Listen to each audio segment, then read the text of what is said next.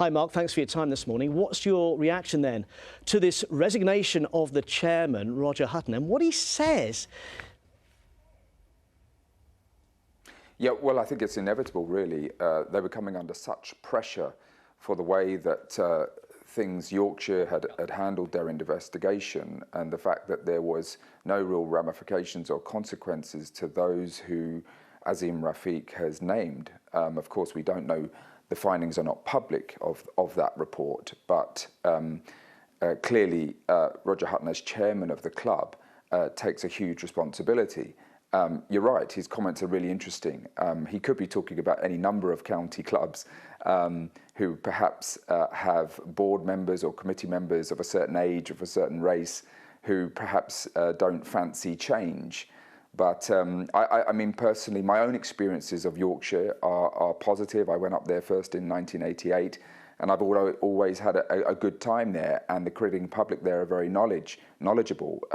However, Azeem Rafiq's allegations are very, very serious, and things have dragged on for so long, and the fact that their investigation really was toothless, and it's now needed the ECB to step in.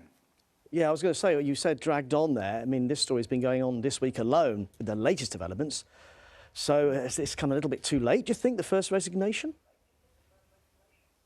Yes, absolutely. I think everyone involved has been hugely frustrated, and clearly Roger Hutton has been. And now, you're right, he's made some very interesting comments. And the other people involved, Mark Arthur, the CEO, Martin Moxon, Director of Cricket, there needed to be some more statements, I think, coming out and recognising that the environment was not right. And with 7 counts of the 43, the allegations that Azeem made, 7 of them were upheld, and there was an apology to Azeem Rafiq, but no consequences. And I think that's the thing that really grates.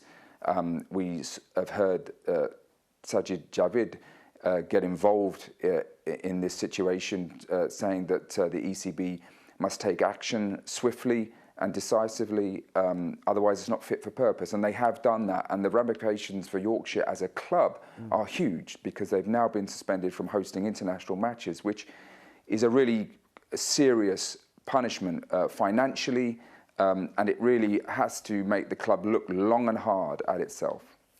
And in a separate development, Mark, what's your reaction to the statement from your former England colleague Michael Vaughan, who said that he is named in the report but categorically denies any wrongdoing and says how hard it has hit him? He compares it to being like hit by a brick. Yeah, I'm not surprised that Michael has come out and tried to take ownership of this story. I think during the summer there were rumours about Michael being involved. Of course, he was at Yorkshire at the time, and he's not the only one. There are other players who have been named. And I look, my own personal experiences with Michael, I get on very well with him. I've never heard him be racist. But Azeem Rafiq has also said publicly that whilst he's named people involved, it's not about those individuals. It's more about trying to get systemic change in a club like Yorkshire, which change has proven to be very difficult. And the club, I think, has failed to evolve quick enough in the way that society is changing and our attitudes towards race and racism.